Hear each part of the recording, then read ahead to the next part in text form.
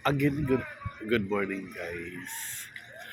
Guys, sa ngayon ay ito na yung update ng kaninang vlog ko.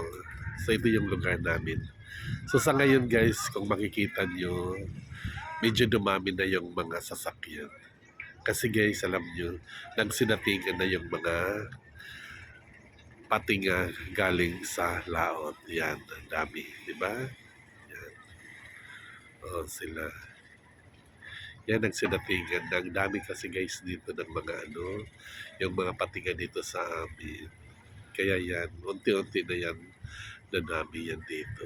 Kasi kung titingnan natin guys, di ba, ang dami talaga.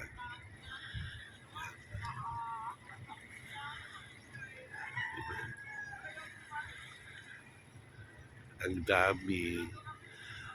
daming mga sasakyan. Yan. Yung iba nasa malayo pa.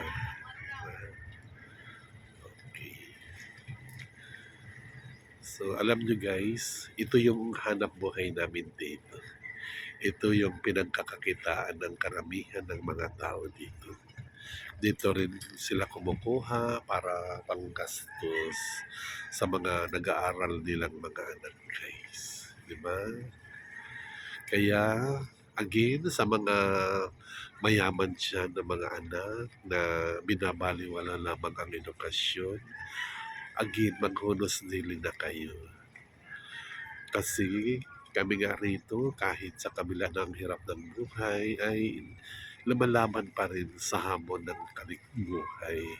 Kaya magsumikap na tayo, magising na tayo sa katotohanan guys, na ang edukasyon talaga ang isang ay susi upang umunlad ang buhay natin.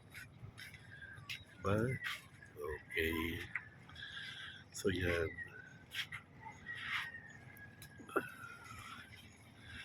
Marami pa ang magsinatigan guys.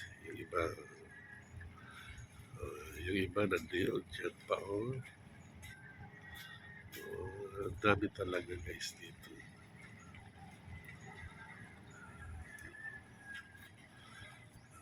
Yan.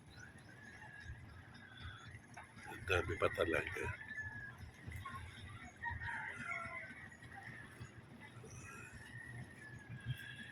Okay, dito naman yung passengers boat namin dito.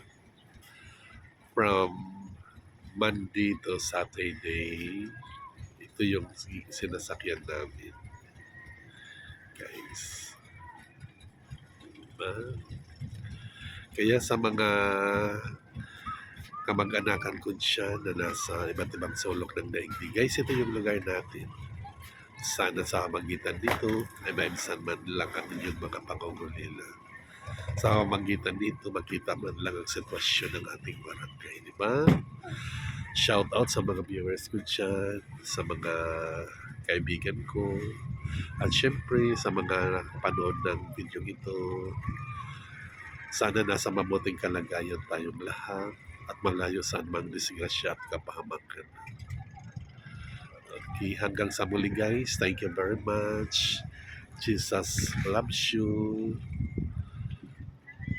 Bye-bye. Ingat ang lahat. God bless everyone.